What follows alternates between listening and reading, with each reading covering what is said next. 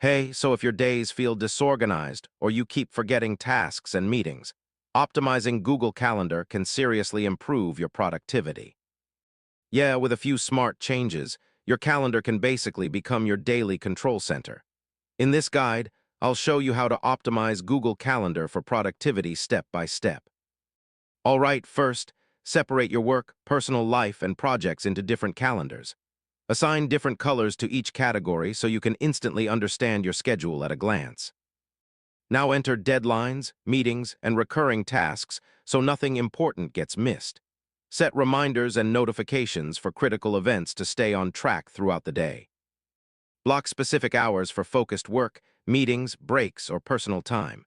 Use Google Tasks alongside Calendar to manage smaller to-dos and daily priorities. Hide unnecessary calendars and remove old events that distract you. Make sure your calendar sync is enabled across all devices so updates stay consistent everywhere. Spend a few minutes each week reviewing your upcoming schedule and adjusting priorities. And yeah, that's it. Once optimized properly, Google Calendar can help you stay focused, organized, and way more productive every day.